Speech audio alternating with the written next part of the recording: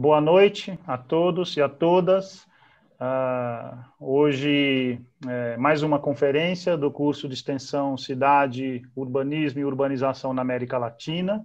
que é compartilhado com a disciplina Arquitetura e Urbanismo na América Latina da pós-graduação, do programa de pós-graduação e da graduação optativa aqui na FAU-NB. A conferência de hoje será proferida pela professora Nilce Botas Aravecchia. Aravecchia ou Aravecchia? Como é que você prefere? É Aravecchia. Aravecchia, ok. Isso. Professora na FAUSP, conferência que tem como título da Ação Técnica à Ação Comunitária, o Centro Interamericano de Vivienda e Planeamento, o CIMBA. A professora Nilce, arquiteta e urbanista e mestre pela USP São Carlos, hoje já há algum tempo Instituto de Arquitetura da USP em São Carlos, e doutora pela FAUSP, é professora de História da Arquitetura também na FAUSP, e pesquisas temáticas da habitação e do planejamento relacionadas ao problema do desenvolvimento. É autora do livro Estado, Arquitetura e Desenvolvimento, a Ação Habitacional do IAPI, publicado em 2016, integra o Laboratório para Outros Urbanismos, que é sediado lá na FAUSP, e coordena o grupo de pesquisa Cultura, Arquitetura e Cidade na América Latina, que também tem como sede central a FAUSP em São Paulo. E, Nilce, obrigado por aceitar o convite para fazer uma das conferências do curso, que também é da disciplina no programa de pós-graduação. Eu passo a palavra direto a você. Bom, boa noite a todos e todas que estão nos acompanhando. Eu agradeço imensamente o convite, é um prazer enorme para mim estar aqui, Rodrigo, Maribel, mais uma vez falando na UNB, né? Já tem um ano, né, que a gente se encontrou em agosto aí. É uma pena que esse ano o nosso seminário do grupo de pesquisa não possa ter sido realizado presencialmente, mas também é uma satisfação poder estar com vocês ainda que de forma virtual. Então, agradeço muitíssimo o convite e agradeço a oportunidade de poder falar de uma pesquisa que está em andamento, uma pesquisa que começou há bastante tempo, mas que pelos volumes de documentos encontrados, pela complexidade da temática, eu ainda estou ali tentando sistematizar, procurando caminhos, né, sobre como abordar essa temática tão vasta que é a trajetória do Centro Interamericano de Vivenda e Planeamento. Então, o que eu vou falar aqui hoje tem muito a ver com hipóteses de pesquisa, com algumas trajetórias que eu tenho identificado de atores, de instituições vinculadas ao SINVA, né, para além do SINVA, e um resultado, digamos, mais acabado dessa pesquisa é possível de ser visto em um dos números da revista AIP Continuitar, editada pela Universidade de Rosário, pela professora Ana Maria Rigotti, em que eu apresentei ali um resultado do que foi um financiamento de um auxílio pesquisa da FAPESP, que foi de 2018 até meados de 2019, em que eu fiz um recorte muito específico no âmbito de toda a trajetória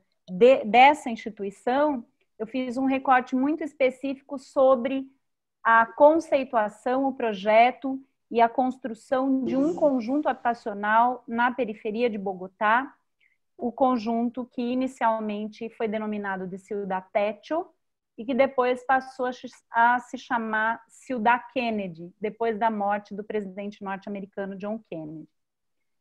Então, um pouco desse trabalho, de maneira mais acabada, com uma reflexão mais completa, pode ser encontrado nessa publicação que fala sobre a técnica e a política no âmbito das relações entre o SINVA, a Universidade Nacional da Colômbia, e o governo de Bogotá. E o que eu vou apresentar aqui é um universo bem mais amplo da instituição como um todo, mas chamando a atenção que, como a minha pesquisa específica versou de maneira mais recortada sobre esse conjunto habitacional,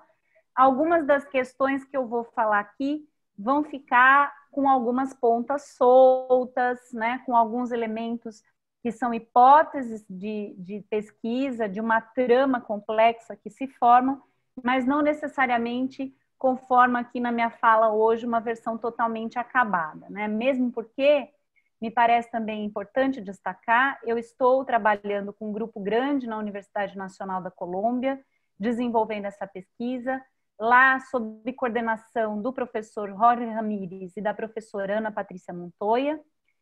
Atualmente participo de um seminário que está acontecendo lá todas as segundas-feiras, também consigo participar por conta dessa situação virtual, no que vai se revelando cada vez mais uma pesquisa que demanda um esforço coletivo pelo tamanho do arquivo que se encontra lá na Universidade Nacional e pela complexidade que esse arquivo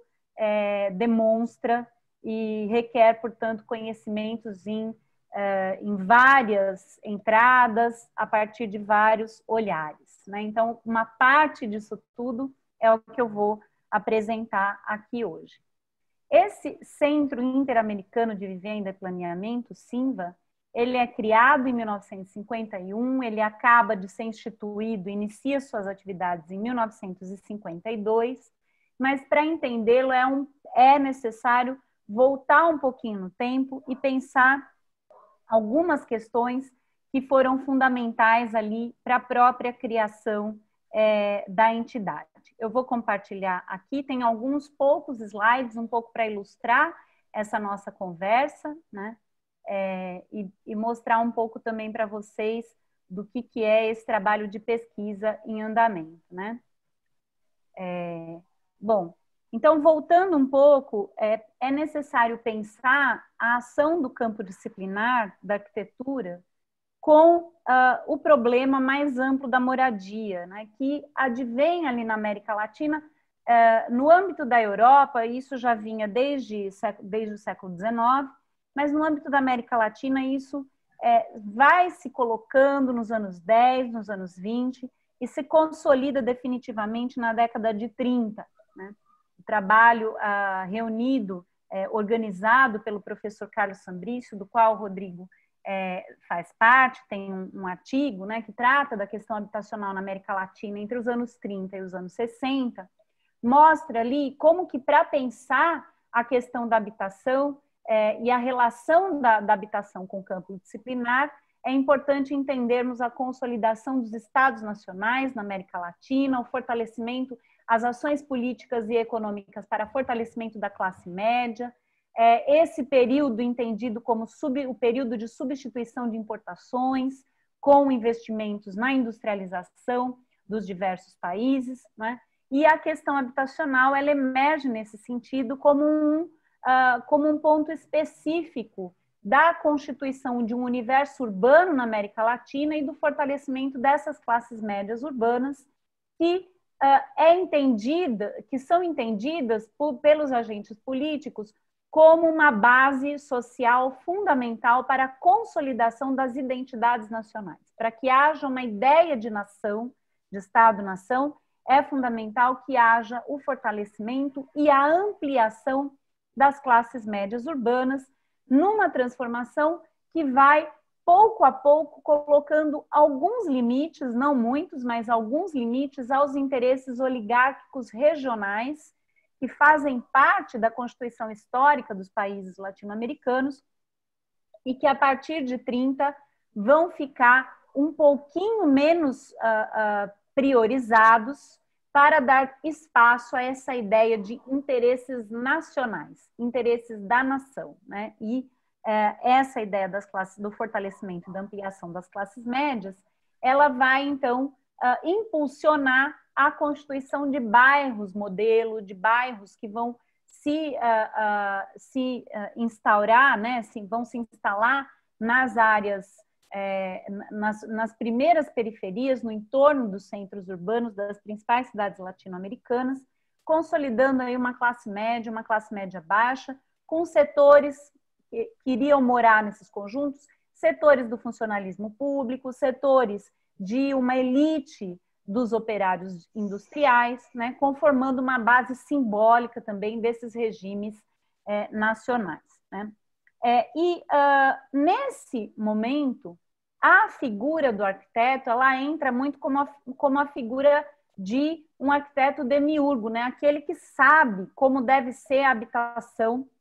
no âmbito dessa cidade industrial, né? Esse operário urbano, esse trabalhador urbano que vai habitar cidades, numa expectativa de migração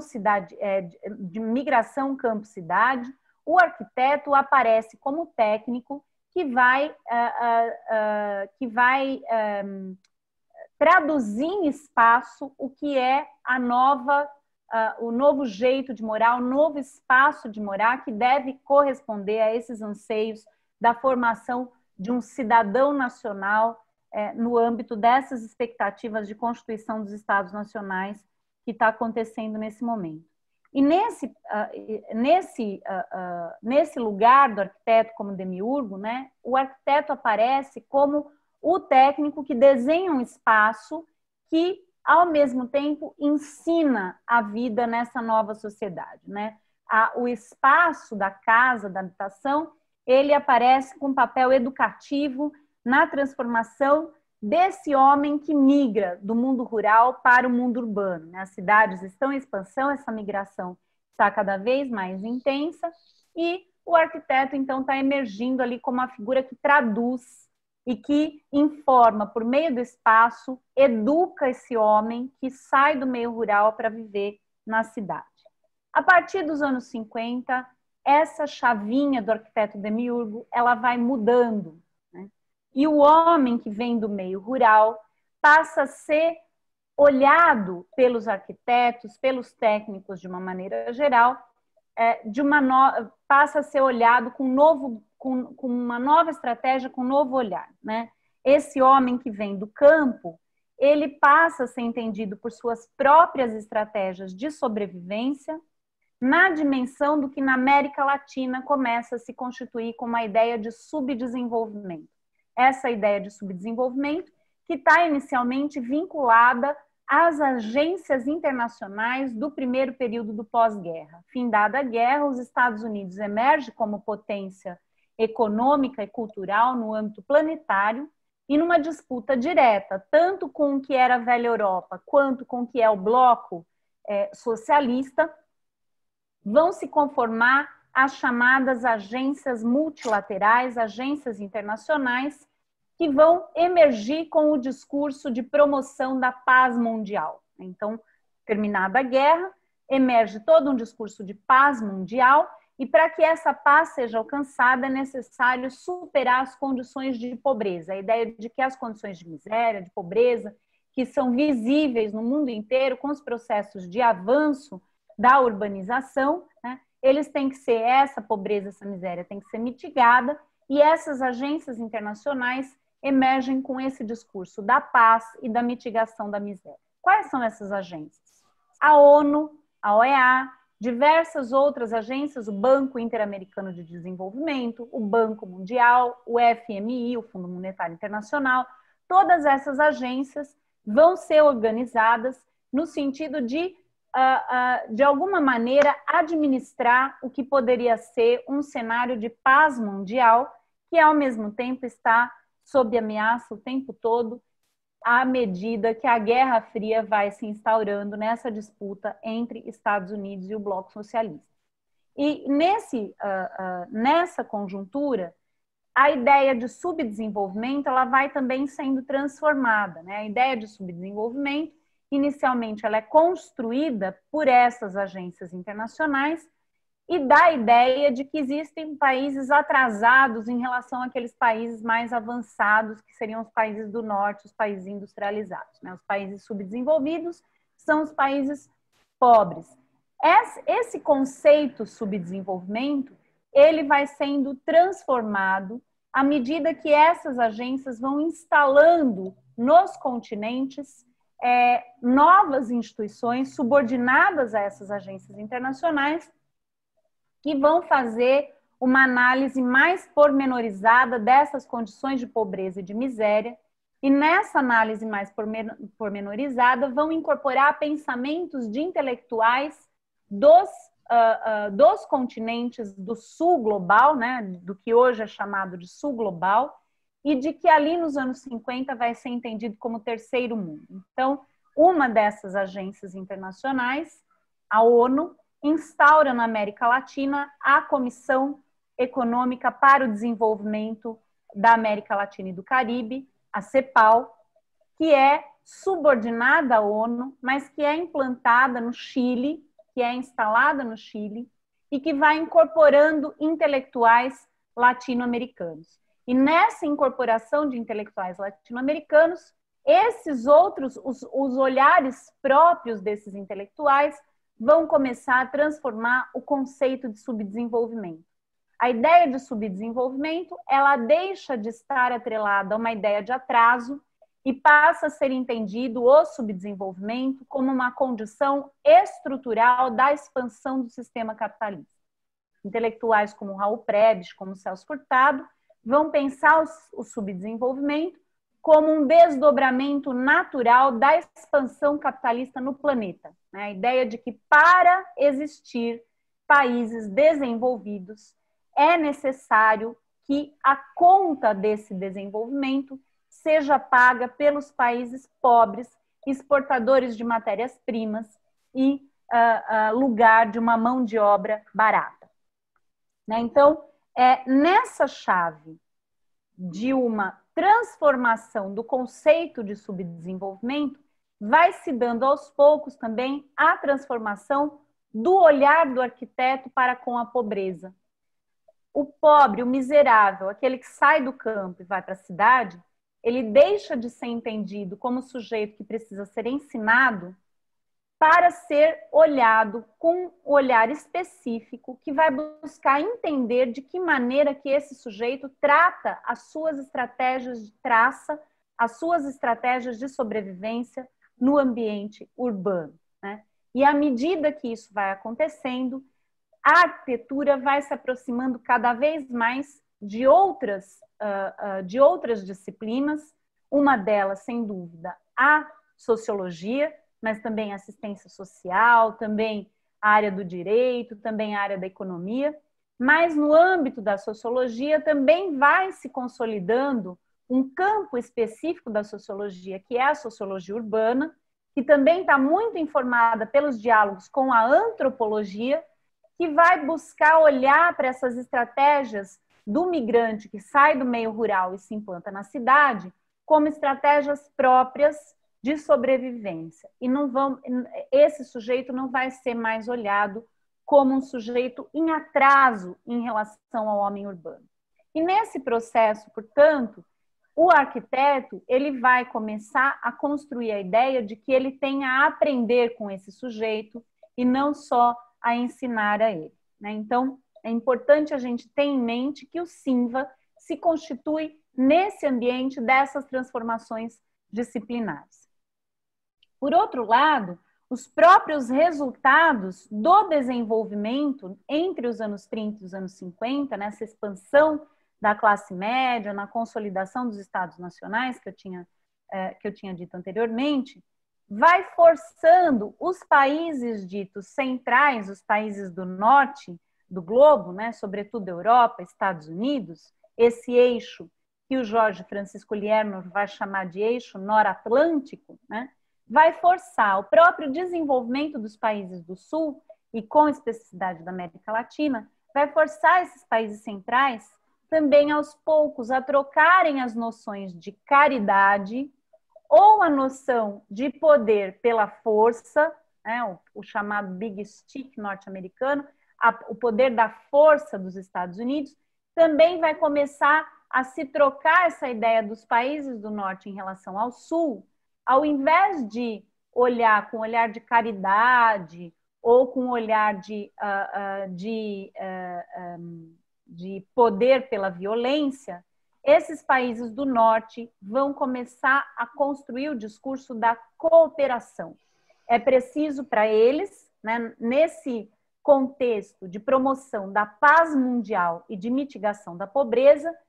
essas agências internacionais elas vão começar a construir a ideia de que é necessário trabalhar em cooperação com os países ditos subdesenvolvidos e não para ensinar esses países. É nesse sentido que essas agências internacionais vão incorporar em seu interior administrativo técnicos e intelectuais dos próprios países. E no que diz respeito à relação do campo disciplinar específico da arquitetura e do urbanismo, mais especificamente do que a gente entende como campo erudito, aquele que monopoliza, aquele que constrói os cânones, também acontecem transformações muito importantes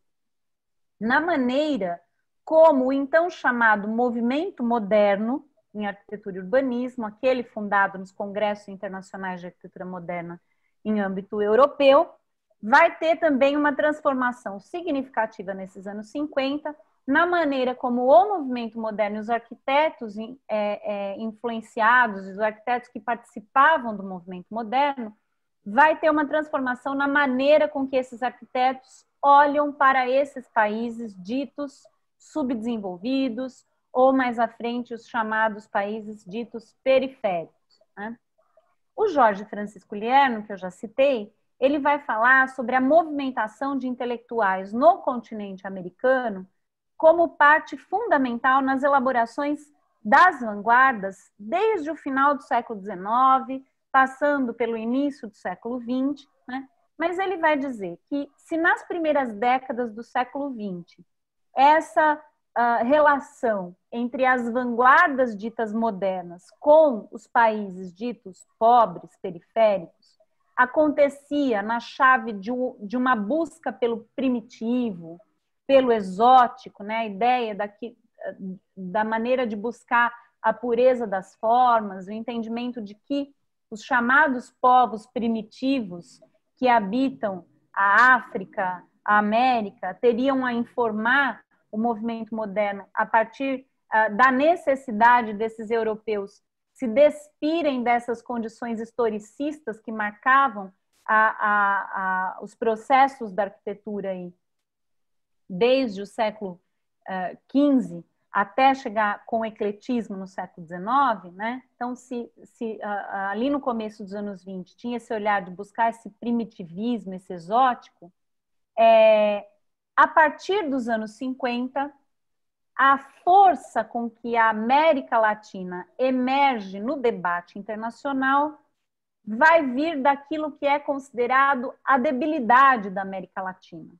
que é a precariedade da moradia dos pobres urbanos, né? O Lierno vai falar isso em vários artigos, sobretudo num artigo que se chama Um Novo Mundo para el Espírito Novo, Los Descubrimientos de América Latina por la Cultura Arquitetônica del Siglo XX,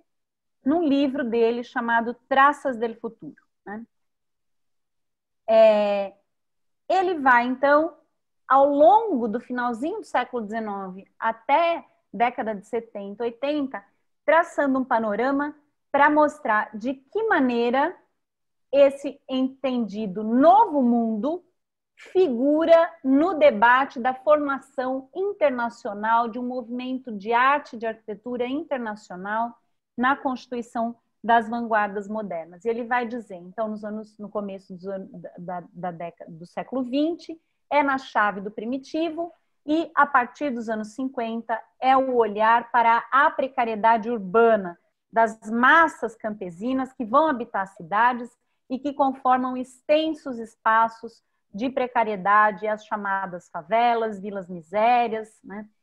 E os distintos nomes que esses grandes assentamentos urbanos vão receber ali nos diversos países latino-americanos. E esse imaginário que advém das favelas, das barriadas, né, vai servir diretamente às formulações do debate arquitetônico europeu, que vai se voltar contra as soluções genéricas e universais que estavam sendo propostas pelos chamados primeiros mestres modernos, pelas primeiras gerações do CIAN, né? E esse olhar para com a África, para com a América, vai ser um elemento fundamental da disputa geracional que se que se instala no centro do CIAN e que vai conformar a chamada terceira geração, que vai se opor à geração de Corbusier, Gropius, Mies van der Rohe, né? E que vai constituir ali o chamado Tin Pan, que vai colocar fim aos congressos internacionais de arquitetura moderna no final dos anos 50. Além disso, a ideia de cooperação, né, que eu falei que os países do norte olhavam para com os países do sul, ela vai se expandir de maneira capilar nas formulações de políticas públicas, na organização de instituições locais e do ponto de vista da arquitetura, do urbanismo e do planejamento, essa ideia de cooperação vai chegar à concepção sobre a participação do usuário final no projeto de habitação, né? Que vai ter inúmeras correntes, inúmeras linhas genealógicas de capilarização desse debate da ideia de participação do usuário no projeto no âmbito da América Latina. Essa ideia vai entrar pela igreja, na chave do movimento Economia e Humanismo, que vai dialogar com as ações católicas que já existiam na América Latina em diversos países, como no Brasil, na Argentina, né? O padre Lebré, ele vem para a América Latina no final dos anos 40 e vai fazer as suas andanças, instaurando inúmeras instituições, mas ele vai encontrar já aqui, no momento em que ele chega, um terreno muito fértil da chamada ação católica, que já existia desde os anos 20 e 30, que, por sua vez, se desdobrava da ação caridosa da Igreja Católica, né, das ações de caridade promovidas pela Igreja Católica desde o começo da colonização e que vai sofrendo transformações ao longo do tempo, vai chegar no século XX na forma dessas chamadas ações sociais, que vão formar núcleos urbanos de caridade, né, no ambiente das principais cidades latino-americanas, ali tentando fazer ações de caridade junto aos focos de pobreza, e que vai se transformando para uma dimensão cada vez menos assistencialista e mais na chave de um discurso de construir a autonomia dos povos. Então, essa transformação da Igreja Católica também vai acontecendo ao longo de todo esse período, até chegar ali nos anos 60, na formulação da chamada teologia da libertação. Então, essa ideia de cooperação vem por essa chave da Igreja Católica. Por outro lado, essa ideia de cooperação também vem dos movimentos de cooperativas, que a gente pode encontrar, por exemplo, a origem desses movimentos nos países nórdicos na Europa, né, na Suíça, na Suécia, que vai também atravessar o oceano e vai se instaurar por todo o ambiente americano, nos Estados Unidos e na própria América Latina, com um papel importante no Uruguai, os chamados movimentos de cooperativas, que se iniciam como cooperativas de consumo e que depois vão influenciar decisivamente a formação das chamadas cooperativas habitacionais. Então, é uma outra linha de expansão dessa ideia de cooperação, né? E essa ideia de cooperação, ela também vai ser trabalhada na chave da ideia de comunidade, que advém de um entendimento, de uma leitura do que teria sido a formação dos povos pré-colombianos, com um olhar muito específico para as formações sociais dos incas no período pré-colombiano, e que vai ser lido na chave de um chamado marxismo latino-americano, sobretudo na formulação de José Carlos Mariátegui, o peruano, sociólogo peruano, que vai olhar para essas formações pré-colombianas e que vai entender ali, nessas formações comunitárias, uma aproximação com a ideia do comunismo marxista, né? Então, são muitas as linhas que vão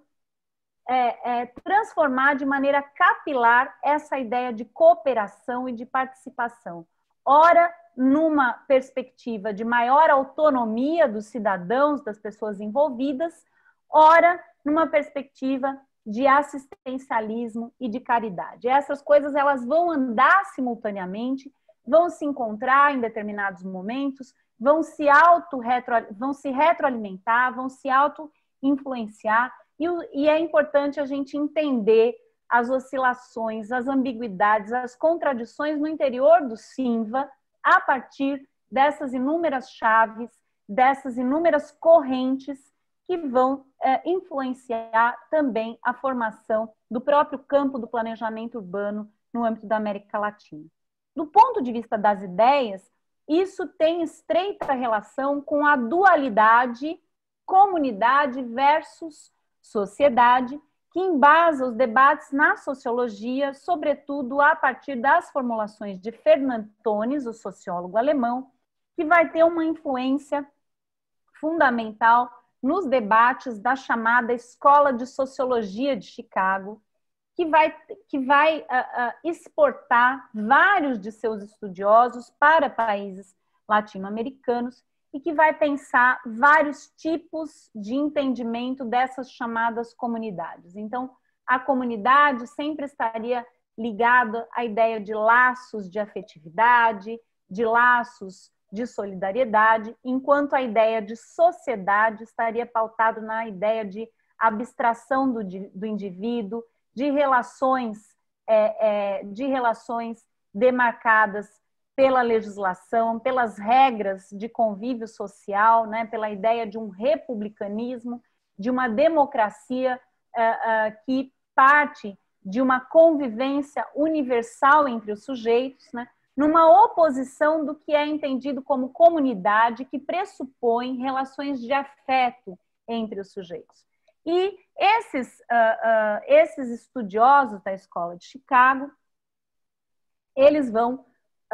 pensar também uma transformação da ideia. Tem alguns que vão pensar que a comunidade ela vai se dissolver na sociedade e tem outros que vão pensar, não, essas comunidades elas saem da vida campesina, se instauram na cidade e reproduzem na cidade formas de sociabilidade que elas mantinham em pequenas vilas rurais ou nas pequenas comunidades agrícolas, né? Então, também vai oscilar aí a relação entre o que se entende por comunidade e por sociedade a partir da influência de Tönnies e dos sociólogos da Escola de Chicago. E nesse universo, a ideia de desenvolvimento da comunidade vai ser um componente central dos programas de cooperação técnica de Organização dos Estados Americanos, a OEA, né? E vão ser definidores de uma agenda dessa instituição, da OEA, que vai centralizar a ação regional dos Estados Unidos sobre a América Latina. E isso vai chegar, como eu disse, de diversas formas, em distintas estratégias, que vai se dando numa triangulação de relações entre a Europa, os Estados Unidos e a América Latina. Vai se juntar a essa discussão sobre a comunidade que advém da Escola de Chicago, as distintas visões sobre a própria América Latina, que se constitui comunidade pelo olhar do estrangeiro, pelo olhar do outro, pelos seus próprios intelectuais e também pelo olhar do outro, como a França, né, que vai ser a primeira a utilizar de forma mais disseminada a palavra latina como adjetivo para a América, né, e depois os Estados Unidos. E esse outro da América Latina, esse outro que se delineia como mais potente na construção de uma ideia de América Latina, é, sem dúvida, os Estados Unidos, porque a América que é latina se constrói em oposição àquela que é anglo-saxã, essa sim identificada como substantivo América, Estados Unidos, né, que vai se entender como América. Mas o que vai acontecer é que na década de 40, assim como eu falei que há a transformação do próprio conceito de subdesenvolvimento, vai começar a se formar também uma construção cultural que vai transformar esse adjetivo latino, né? E a América Latina vai começar a ganhar uma conotação própria, independente, não como a outra dos Estados Unidos ou da América, né? Nem como periferia dessa América, mas a América Latina vai encontrar o seu lugar como substantivo, tendo um papel fundamental nessa construção, sem dúvida, a CEPAL, né, a Comissão Econômica para a América Latina e o Caribe. Mas no caso do CINVA, do Centro Interamericano de Vivenda e Planejamento, há um papel fundamental dos Estados Unidos na América Latina. A gente precisa entender esse papel porque o CINVA se implanta como uma instituição vinculada à Organização dos Estados, da Organização dos Estados Americanos, né? Ainda que essa relação nos permita também olhar para vários atores e também divisar a triangulação de relações entre Europa, Estados Unidos e América Latina, ela nos permite entender de uma maneira mais acabada as disputas pelos significados do termo América Latina, desenvolvimento, comunidade, esses múltiplos termos, polissêmicos todos eles, em disputa nesse momento dos anos 50 e 60, e numa disputa fundamental entre os intelectuais ditos latino-americanos e aqueles intelectuais e técnicos norte-americanos. E o CINVA vai ser resultado,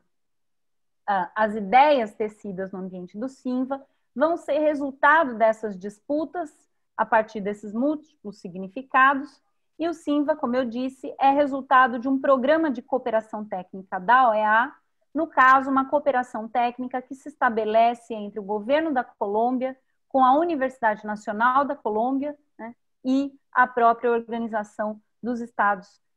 da Organização dos Estados Americanos. E é importante dizer que houve tentativas, nesse momento dos anos 40 e dos anos 50, de transformar a OEA num organismo internacional e multilateral, né, de maneira a constituir essa instituição de forma independente dos interesses dos Estados Unidos. Mas a realidade é que, na maior parte do tempo, essa instituição atua mesmo como um instrumento de realização da política norte-americana no continente latino-americano.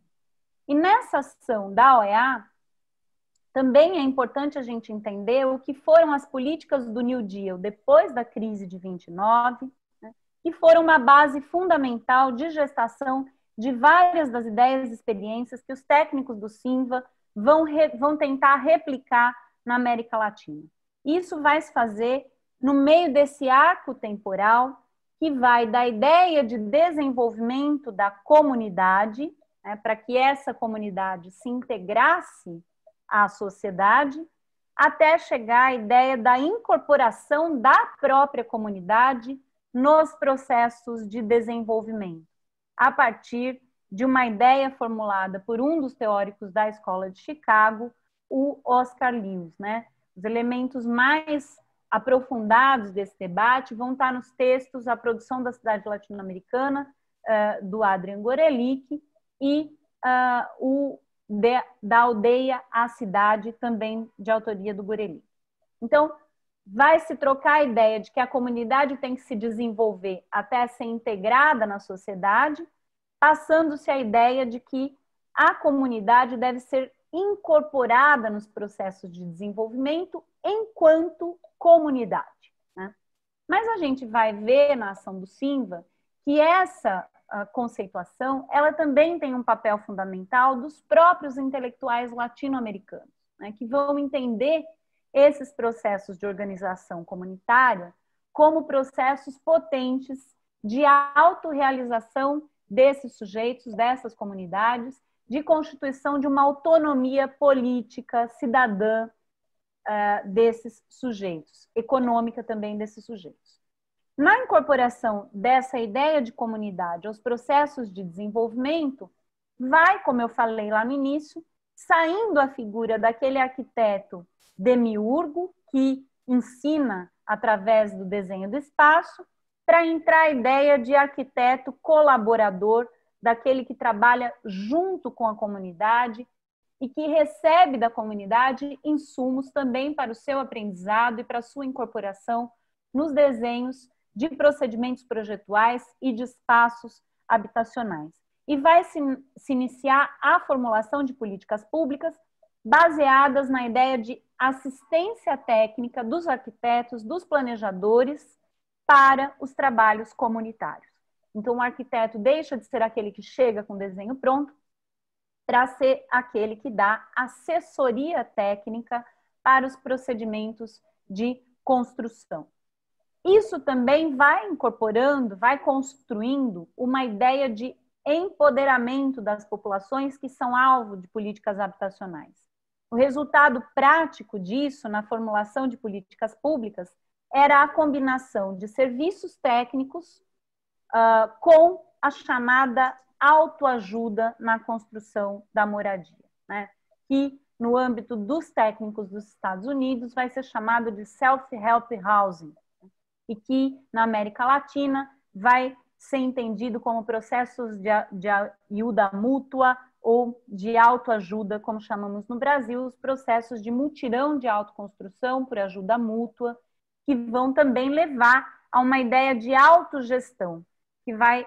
caminhar para a ideia de que por esses processos é possível realizar a autonomia dessas populações envolvidas nas políticas públicas de habitação. Ao contrário, portanto, do período anterior, que via a necessidade de educar o homem do campo para adaptá-lo às novas formas de vida na cidade, começa a se propor o arregimento das comunidades entendidas como marginais. São aquelas populações que migraram do campo para a cidade e que não conseguem se integrar na cidade. Então, essas políticas de entendimento de assessoria técnica também vão trabalhar no sentido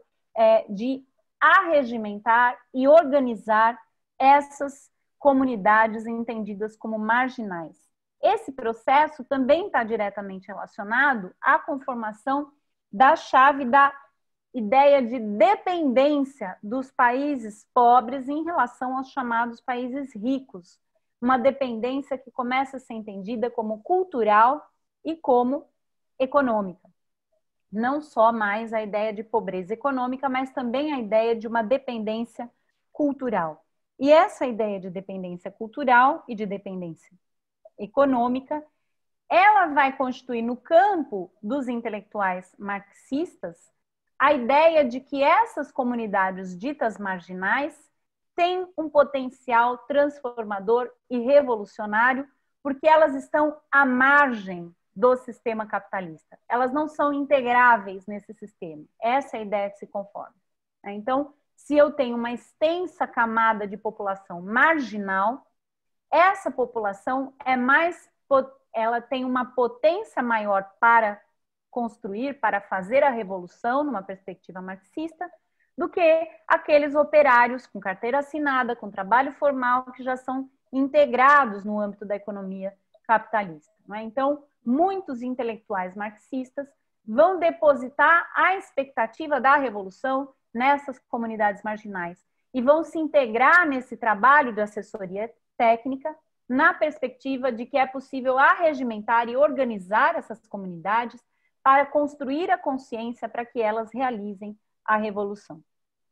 Essas comunidades marginais, então, elas vão ser incorporadas nos processos de projeto no âmbito da arquitetura e do urbanismo e também como força de trabalho na construção de suas moradias. Assim como a reflexão do Lierno, que eu tratei aqui, sobre a relação entre as vanguardas latino-americanas e europeias e também norte-americanas, há já uma densa bibliografia que vem tratando do campo da arquitetura e do urbanismo no século XX como um emaranhado de redes de contato que envolvem trajetórias intelectuais, ações institucionais, né?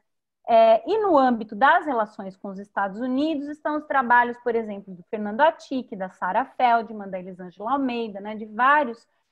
colegas aí que têm trabalhado nessa perspectiva de entender a relação dos Estados Unidos com a América Latina, e me parece que as pesquisas que eu venho desenvolvendo, elas têm a contribuir nesse campo a partir da experiência do Simva, né? E no âmbito do Simva e nesse emaranhado de figuras e de intelectuais que nós vamos encontrando ao longo do caminho, me parece fundamental pensar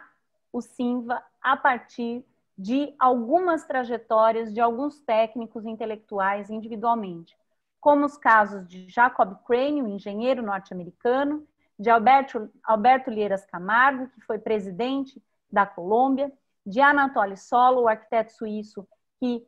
se transferiu para os Estados Unidos e que depois trabalhou no Simva, de Leonardo Courrier, que foi o primeiro diretor do Simva, né? Essas são algumas das trajetórias que eu vou mencionar aqui rapidamente e que nos levam a elucidar essa densa trama que vai ligar a América Latina aos Estados Unidos. Como eu já assinalei, os Estados Unidos estão trocando uma ação mais autoritária, de maneira mais explícita, por uma outra que diplomaticamente assume a forma de cooperação. E as trajetórias desses especialistas que eu nomeei, elas nos ajudam também a relativizar a própria intenção dos Estados Unidos como bloco único. A gente vai vendo que nesse processo, a partir das trajetórias individuais, não significa que aquilo que está almejado pelo governo norte-americano é automaticamente transferido pela ação desses técnicos intelectuais, né? Essas trajetórias individuais, elas precisam ser também analisadas a partir das nuances dos seus momentos históricos, o lugar de cada um, o lugar institucional desses atores. E no que diz respeito às políticas e às ações interamericanas sobre a questão da habitação, especificamente, alguns fatos, né, ao longo desse processo todo, são importantes de mencionar, né? Acontece o Congresso Pan-Americano de Vivenda Popular, em 1939, em Buenos Aires, a formação de uma seção de habitação na União Pan-Americana, em 1949, o Congresso Pan-Americano de Arquitetos, que aconteceu em Havana, em 1950, e que teve um debate muito intenso sobre a questão habitacional, os seminários regionais de habitação organizados pela União Pan-Americana, e a criação do próprio Simva, se encontrando nesse processo, né? E a visita do presidente Kennedy a Bogotá,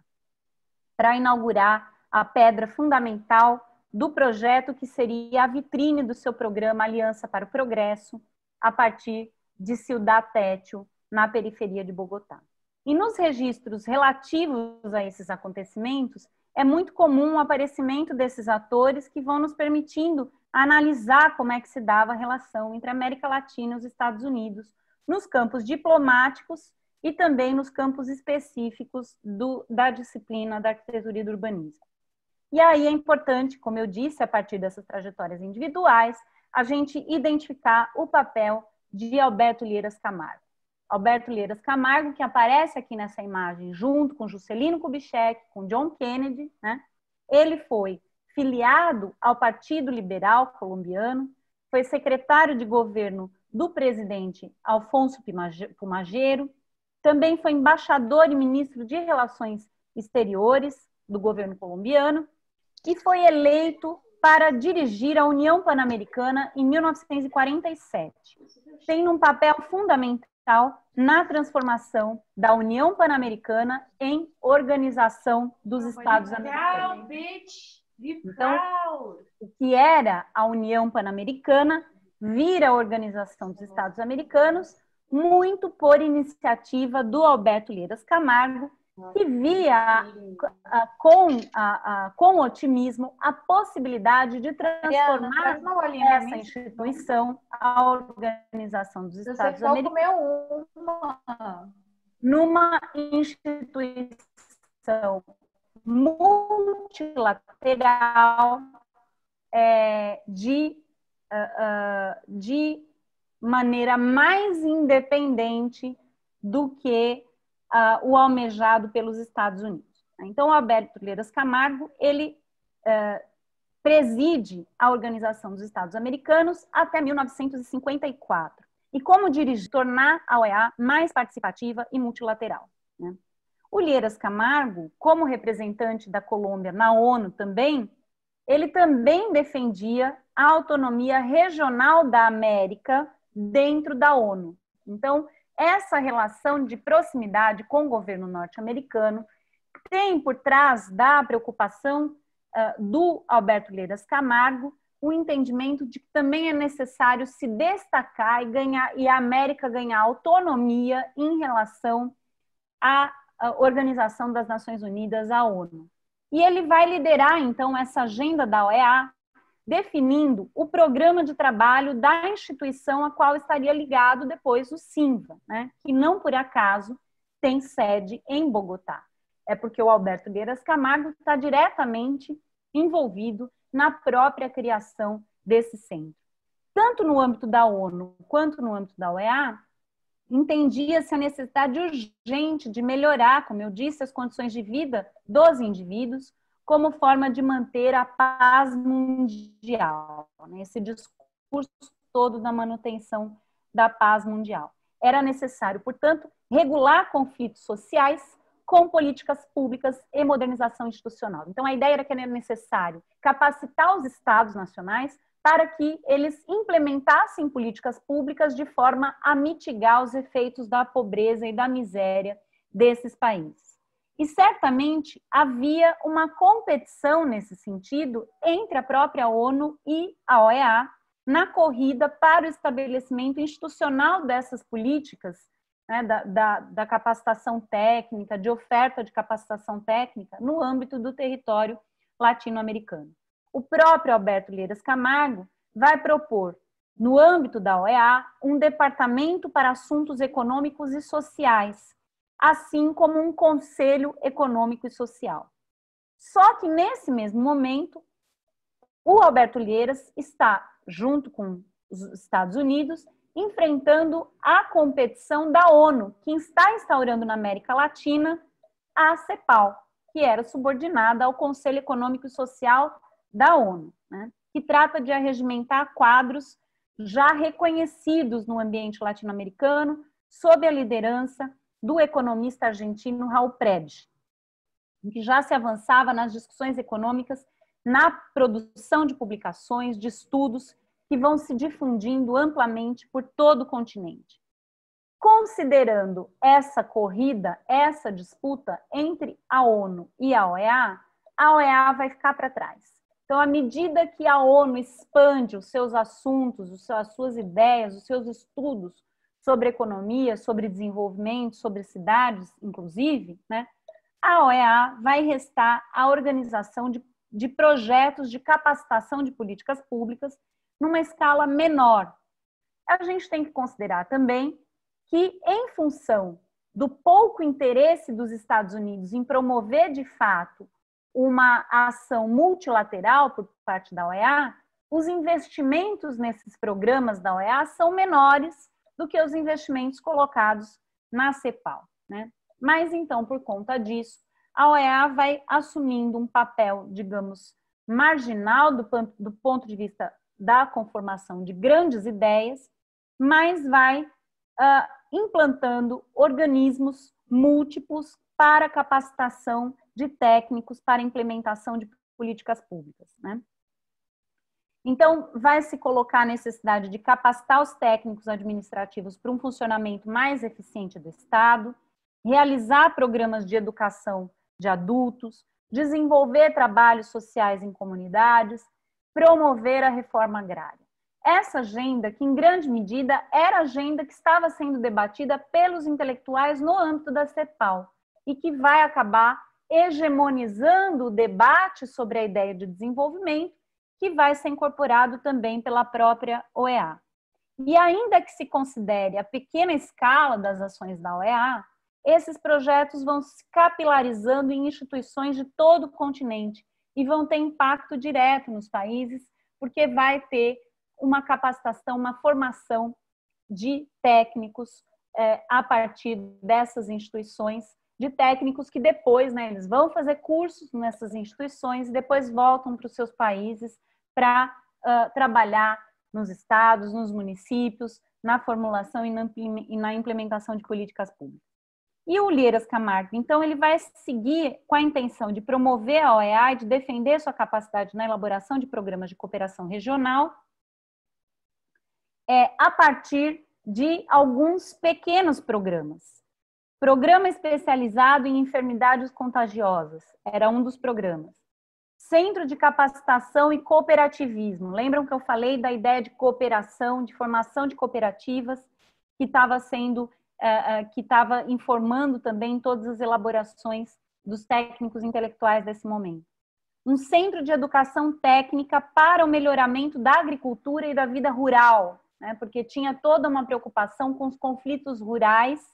que permeavam todo o ambiente da América Latina. A gente tem que lembrar, é um movimento de intensa urbanização, de intensa migração campo-cidade, e essa migração campo-cidade, ela se dá pelos processos de mecanização que vão alcançar o campo e que, inevitavelmente, vão expulsar as populações campesinas para a cidade. E isso, por sua vez, traz consequências do ponto de vista político e social, gerando inúmeros conflitos nas áreas rurais de todos os países latino-americanos. Então, também há um programa por parte da OEA da ideia de que é necessário produzir educação para melhoria técnica da agricultura e da vida rural, num sistema que se constitui muito mais como discurso do que propriamente uma realização de fato de transformação do meio rural. E nesse ambiente também se instaura o que é o Centro Interamericano de Vivenda e Planeamento, o CINVA. Tudo vai se desenvolvendo com o objetivo também de transformar a própria imagem da OEA, que quer se descolar da ideia de instrumento dos Estados Unidos, né? Vai buscando traduzir a OEA numa instância mais autônoma. Mas foi essa a condição histórica que vai abrir espaço para que essa Organização dos Estados Americanos acabe se consolidando como uma instituição sólida, né? E que tem à frente, portanto, não algum agente norte-americano, mas um agente fundamental da América Latina, que é o Alberto Lleras Camargo, que tem um papel ativo na formação desse organismo.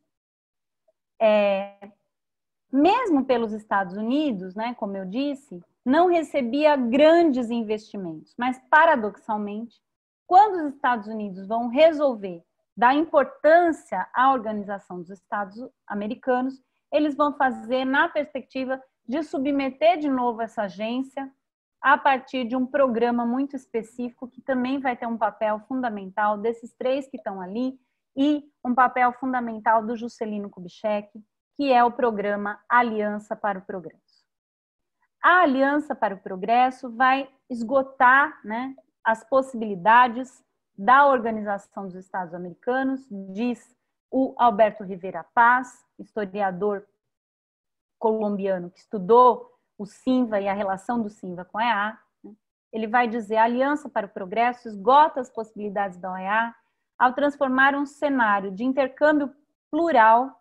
num veículo exclusivo da política norte-americana da política dos Estados Unidos na América Latina. Depois do assassinato do Kennedy,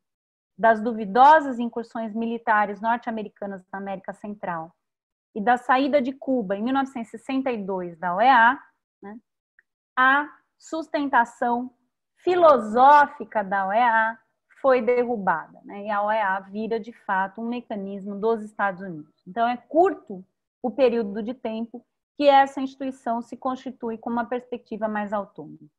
Portanto, é no período que vai de 1951 até meados dos anos 60, um pouco menos, até ali a década de 60, né, que se dá o momento mais original da OEA e desses programas. E é exatamente o momento de implantação do CINVA, a primeira década de implantação e de atuação do Centro Interamericano de Vivenda e Planeamento. O Lleras Camargo, como eu falei, ele tem um papel fundamental para que a sede do CINVA seja em Bogotá, né? E que vai contar a implantação do CINVA, vai contar com o empenho do arquiteto suíço Anatoly Solo, que foi fundamental para que o programa de habitação fosse o de maior destaque dentro dos programas da OEA. Então, dentro daqueles programas que eu citei, como o de implantação do cooperativismo, o de ajuda técnica para a vida rural, a vida no campo, o CINVA, que é o de habitação e planejamento, vai ter um alcance muito maior no território latino-americano. E o Anatoly Solo, né, pegando outra trajetória aí, então eu falei do Lleras Camargo, falar do Anatoly Solo, Ele era suíço, estudou arquitetura em Paris e depois se especializou em urbanismo em Londres e de lá vai se transferir para os Estados Unidos. Como funcionário da União Pan-Americana, inicialmente, e depois como chefe da Divisão de Habitação e Planejamento dessa mesma União, o Solo assessora os governos do Panamá, da Costa Rica, de El Salvador, da Guatemala e do Equador em elaboração de políticas públicas. E é neste cargo, né, como chefe da Divisão de Habitação e Planejamento da União Pan-Americana, que ele viaja por vários países analisando qual o melhor local para sediar o Simva. E tinha ali uma perspectiva de que pudesse, por exemplo, ser sediado no Brasil. Certamente, a ação do Ilhéus Camargo vai contribuir para que o país escolhido seja Colômbia. Outra figura importante nesse universo vai ser o Leonard Courrier, que se tornou o primeiro diretor do Simva, a partir do momento que o Simva se implanta na Colômbia. O Courrier, que nasceu no Canadá, estudou na Universidade de Minnesota e recebeu o título de mestre em arquitetura em Harvard, trabalha com Gropius no México, né, quando o Gropius se transfere para a América, e tem uma trajetória muito interessante, aí o Leonard Courrier, que trabalha como assistente de arqueologia da Fundação Carnegie, que oferece ajuda técnica para a reconstituição de ruínas maias em Honduras. Então, o Leonard Courrier trabalha junto como assistente de arqueologia na reconstituição de ruínas maias. É aí que se dá a sua incursão pelos países latino-americanos, né? E que ele vai desenvolver aí um trabalho junto ao Corpo de Engenheiros Militares dos Estados Unidos na Europa também. Ele vai ser nomeado professor de Harvard, como eu falei, e em 1950 ele vai ser nomeado líder de uma missão da United States Agency for International Development, a USAID, para a realização de estudos sobre as condições de habitação na Costa Rica, o que o vai capacitar para assumir a direção do Simva a partir de 1951. Então, o papel desses autores é importante tanto quanto os antecedentes das políticas públicas norte-americanas, que tem as políticas públicas, como eu falei, tinham a ver lá com os processos de reconstrução, de desenvolvimento econômico depois da crise de 29, né, com o New Deal. Entre esses antecedentes está o planejamento do Vale do Tennessee, região que havia sofrido muito com a crise econômica de 29 e que conta com um plano de industrialização específico por parte do governo norte-americano, um planejamento físico e territorial de desenvolvimento do Vale do Tennessee e de seus afluentes, para tornar o rio navegável, né? Controlar as inundações, produzir eletricidade, desenvolver economicamente a região. E um outro excedente fundamental vai ser a experiência de Porto Rico, que vai receber um olhar por parte do governo americano por conta dos estragos gerados por furacões nos anos 20 e também por ter sofrido significativamente com a crise de 29. Os Estados Unidos, então, vai iniciar o Plano de Administração e Reconstrução de Porto Rico, um extenso experimento de planejamento que vai se converter numa escola para muitos urbanistas, né? E que vai, vinculado à ideia de planificação territorial com desenvolvimento econômico, né? A ideia de desenvolvimento econômico conjugado ao desenvolvimento, ao planejamento do território, vai pensar processos de descentralização administrativa e de participação comunitária. A ideia de ação comunitária vai ter como um grande laboratório esse modelo porto-riquenho, que vai se tornar uma referência por ter alcançado sucesso relativo e que é um trabalho de desenvolvimento que antecipa o experimento de Cuba e das ideias de reforma urbana tecidas no ambiente do socialismo cubano, né? Só que Porto Rico era um experimento dentro do capitalismo. e, portanto, no âmbito da América Latina, vai se configurar como uma alternativa ao planejamento socialista. A ideia de que o planejamento também pode ser adotado por governos capitalistas, né, dentro do sistema capitalista. Na produção habitacional de Porto Rico, vão ser adotadas algumas iniciativas de autoconstrução, de autoajuda, de ação comunitária, que vão ser gradualmente incorporadas nas propostas do SINVA, na formulação de políticas e na capacitação de técnicos. É nesse processo que entra a figura do engenheiro norte-americano Jacob Crane, que atuou intensamente na área da habitação ao longo das décadas de 40 e 50. O Jacob Crane, ele vai andar pela América Latina inteira, fazendo a apologia, defendendo o sistema que vai ficar conhecido como Aided Self-Help Housing, né? O sistema o sistema de construção habitacional por ajuda mútua. A ideia de que, por meio desse sistema, é possível prestar assistência ao esforço individual ou em pequenos coletivos comunitários, a palavra comunidade vai estar sempre presente ali, na construção da casa própria. Então, junto com essa ideia da autoconstrução, também o Jacob Crane vai advogar a propriedade privada, a ideia da construção por ajuda mútua, que vai tornar possível a propriedade da casa própria por essas pessoas pobres que migram do campo para a cidade, né? A lógica elaborada pelo Jacob Crane e a maneira de organizar a população envolve uma concepção da identidade na questão habitacional. A ideia de que esses processos constituem um processo de pertencimento dos usuários com o produto final da construção, tanto nos aspectos econômicos das estratégias de sobrevivência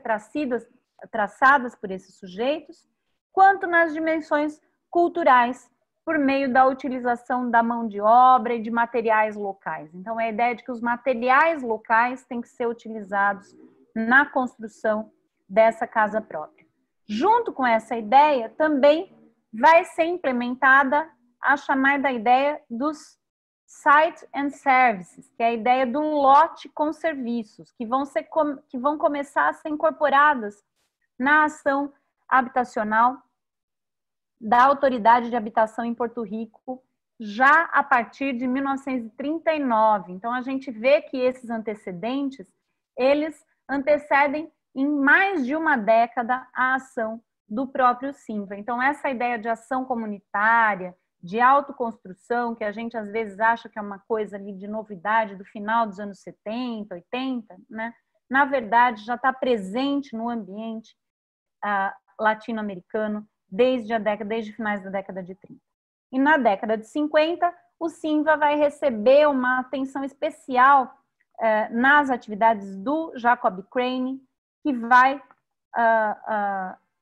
visitar o SINVA com o objetivo de difundir a construção por ajuda mútua na América Latina, articulando a inserção dos técnicos que haviam trabalhado em Porto Rico para serem consultores ou professores do SINVA, né? Então, já vai ter um agenciamento por parte do Jacob Crane para inserir profissionalmente os técnicos que tinham trabalhado com ele em Porto Rico, lá em 1939. Assim, o sistema da construção por ajuda mútua vai se difundindo dali para vários países da América Latina, e nos anos subsequentes vão começar a ser incorporados cada vez mais nas políticas públicas, com apoio financeiro das agências internacionais, o Banco Interamericano de Desenvolvimento e o Banco Mundial. Então, o trabalho do Jacob Crane, ele incrementa essas análises sobre o debate da América Latina, sobre o debate habitacional na América Latina, do ponto de vista da construção desse ideal comunitário vinculado ao trabalho de assessoria do arquiteto, né, que vai se disseminar no continente de maneira mais evidente, mais consolidada, depois dos anos 50, com a ação militante do arquiteto inglês John Turner, né, que é outro exemplo aí de cruzamento, de triangulação entre Europa, Estados Unidos e América Latina. Né? O John Turner, ele é um arquiteto inglês que conhece o Eduardo Neyra, arquiteto peruano, numa escola de verão do CIAN, em 1950.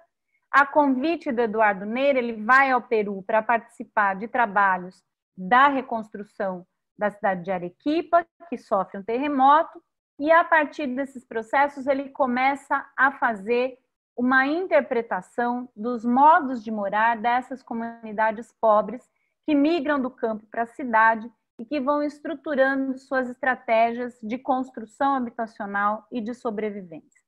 Então, é no cruzamento dessas inúmeras trajetórias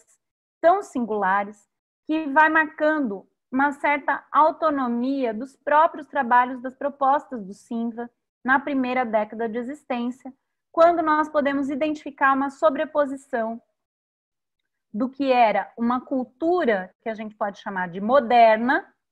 que tinha uma relação com o referencial do Walter Gropius, pela figura do Leonard Courrier, que tinha trabalhado com Gropius, por exemplo,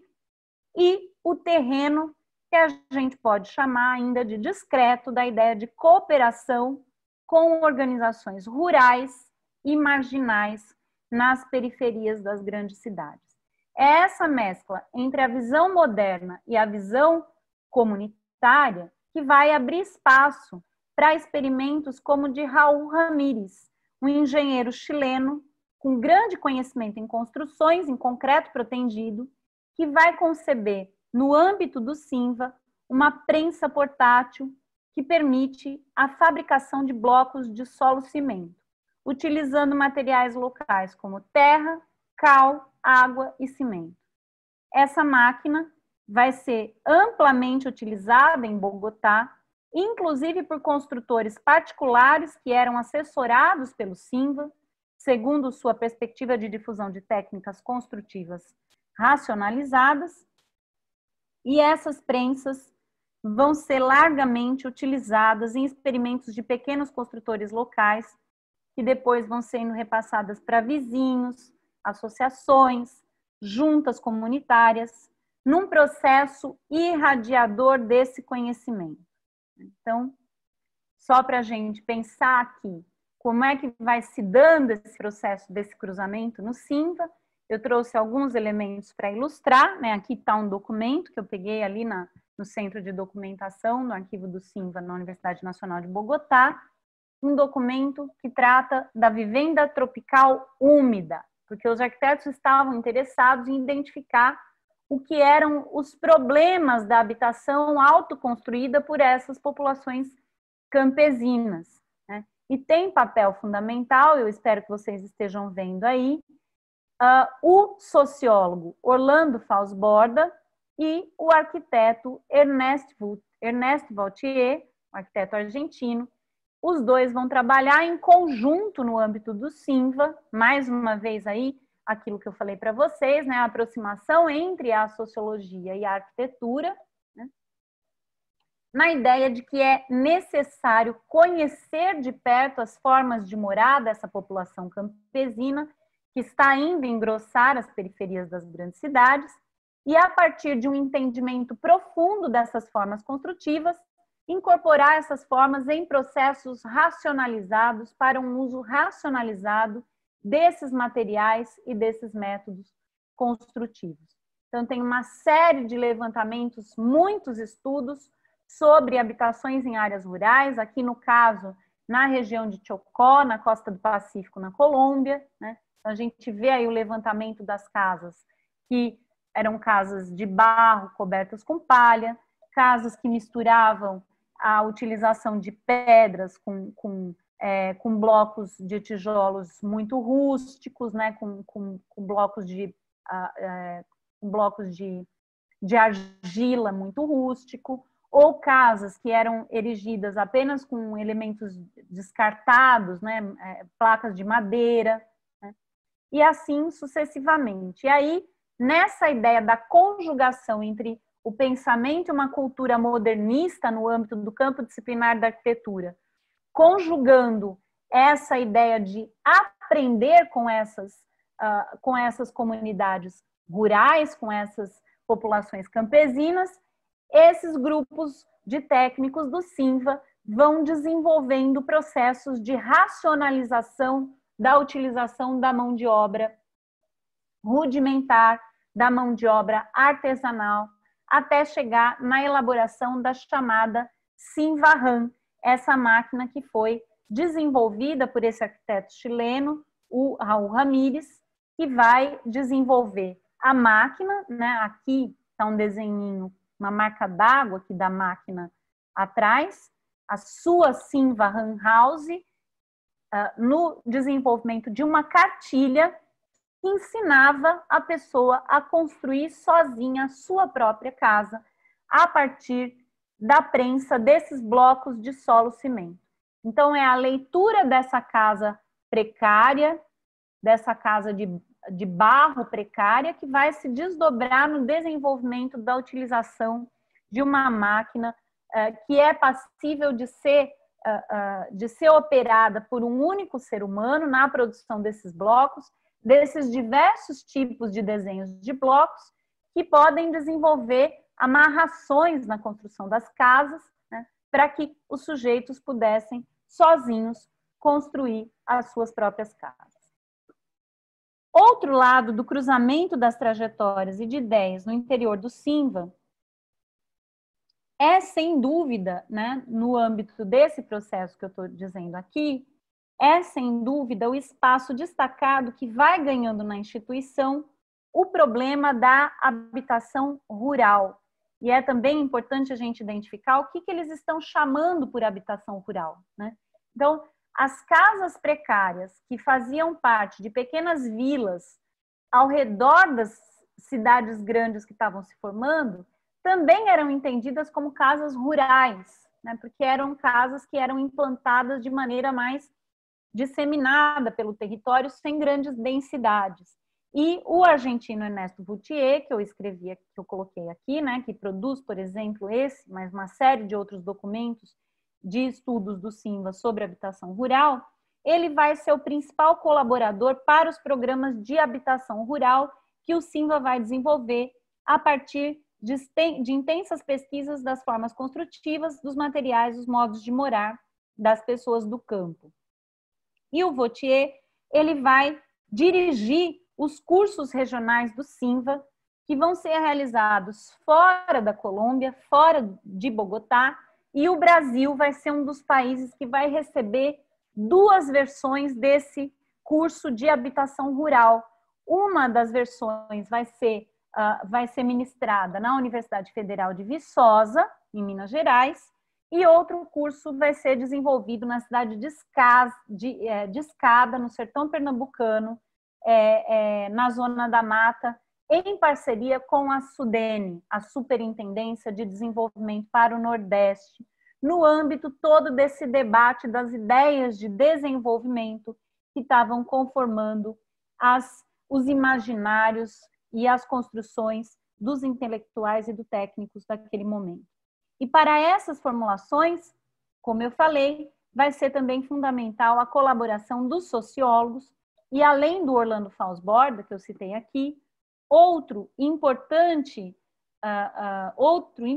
colaborador nesse processo do entendimento das populações rurais vai ser, no âmbito da Colômbia, o padre Camilo Torres Restrepo, que vai defender o vínculo entre os exercícios profissionais do sociólogo com a ideia de compromisso social, compromisso com a transformação social. E eles vão desenvolver, junto com os estudantes da Universidade Nacional, de outras instituições universitárias na Colômbia, muitas ações comunitárias, nessa ideia da ação comunal, nos bairros pobres, nas periferias de Bogotá e de outras cidades. Importante a gente entender, no âmbito daqueles cruzamentos que eu falei no início da minha exposição, o Camilo Torres Restrepo é um dos sujeitos que vai formular a teologia da libertação no âmbito latino-americano, né? Vai ser membro da chamada Igreja de Esquerda no âmbito da teologia da libertação e vai depois se juntar às fileiras guerrilheiras na Colômbia, né? O Exército de Libertação Nacional, uma das guerrilhas colombianas. Vejam o Camilo Torres Restrepo, que está debatendo com engenheiros norte-americanos que têm uma visão da ação comunitária numa chave mais conservadora, assistencialista, de evitar, digamos assim, a revolução. O Camilo Torres Restrepo está numa outra chave, de entender esses processos de ação comunitária como formas de organizar a população mais pobre e de impulsioná-las ao projeto revolucionário. O Camilo Torres Restrepo morre lutando junto ao Exército de Libertação Nacional. Ele vai ser assassinado num combate em 1966 em área campesina na Colômbia. E aí, como eu disse, para ir caminhando aí para o final, a partir de 1961, depois da Revolução Cubana, portanto, essa diretriz de uma ação comunitária mais voltada às relações e aos interesses norte-americanos vai, sem dúvida, hegemonizar os debates do SINVA, né? A partir de 1961, a Operação Pan-Americana, que tinha sido formulada no Brasil, sob liderança do Juscelino Kubitschek, entre 56 e 61, estabelece uma agenda de reafirmação de princípios de solidariedade entre os países, subdesenvolvimento como problema comum, adaptação dos órgãos e agências interamericanos para dinamismo da luta contra o subdesenvolvimento, assistência técnica para melhoria da produtividade, estabilização do mercado de produtos básicos, atuação e ampliação dos organismos financeiros internacionais, reafirmação do papel da iniciativa privada no subdesenvolvimento, revisão das políticas fiscais e econômicas para assegurar o desenvolvimento econômico, numa perspectiva, o Juscelino Kubitschek, de realizar no âmbito da América Latina um estado de bem-estar social. A ideia de um reformismo para evitar os processos revolucionários após a Revolução Cubana. Esse documento, que firmava a aliança da Operação Pan-Americana, deu origem ao programa Aliança para o Progresso, formalizada em Punta do Leste em 1961.